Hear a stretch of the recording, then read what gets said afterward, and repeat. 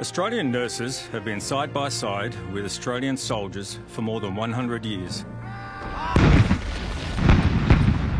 caring for the sick and wounded from land, sea and air.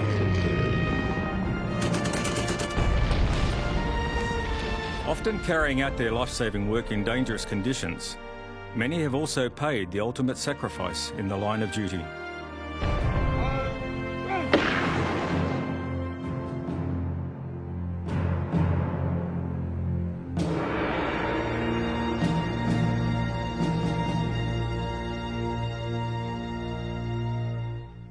The earliest recorded presence of Australian nurses caring for wounded men was in the bloody Anglo-Zulu War fought in 1879 between the British Empire and the African Zulu Kingdom. But it was during the First World War of 1914 to 1918 that Australian service nurses would see major conflict, engaged in every major battle from the Western Front to the Middle East. Queensland nurse Grace Wilson was one of them. She arrived on the Greek island of Lemnos with the 3rd Australian General Hospital in August of 1915, at the height of the fighting on the Gallipoli Peninsula. Days before, she had learned of the death of her brother, shot by a Turkish sniper on the very same shores just 3 months earlier. Almost immediately, casualties began to arrive, and the conditions at the crude medical outpost Wilson described as too awful for words. The hospital tents and equipment were delayed for weeks. Sanitation was non-existent. No equipment whatever. Just laid men on the ground and gave them a drink. Very many badly shattered. All we can do is feed them and dress their wounds. The heat and the flies are terrible. Within a month, Grace Wilson and her fellow nurses were treating 900 patients at a time. Along with shocking battle injuries, disease was rife. Typhoid, dysentery and cholera. Gangrene was a real problem, and in the colder months, frostbite. But Grace persevered.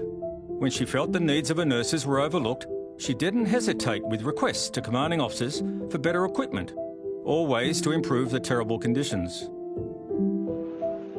For her outstanding service, Grace Wilson was awarded the Royal Red Cross. After the guns fell silent, Grace continued to work as a nurse. And at the outbreak of the Second World War, she was appointed Matron-in-Chief of the Australian Army Nursing Service.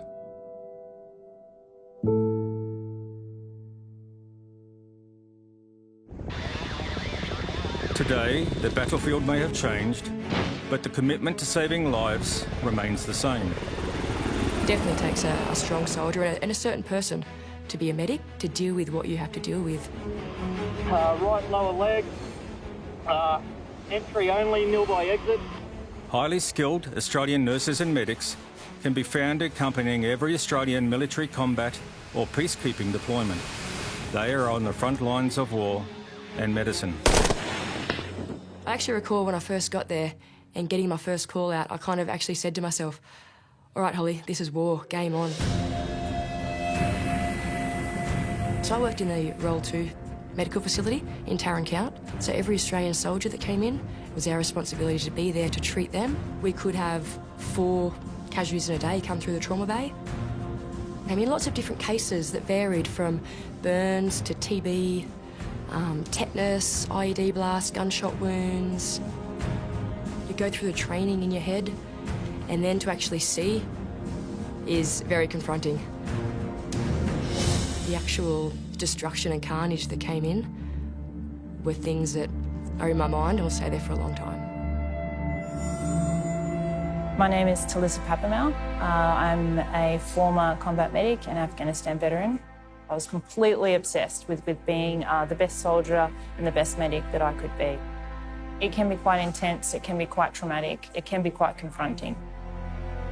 On the front lines of every major conflict since the First World War, both in peacetime and in war, a selfless group of men and women have tirelessly put themselves in harm's way to be there for their mates, comrades and fellow Australians risking their own lives to save lives. There was an event that happened, there were 5 fatalities. That was definitely a period that was extremely difficult.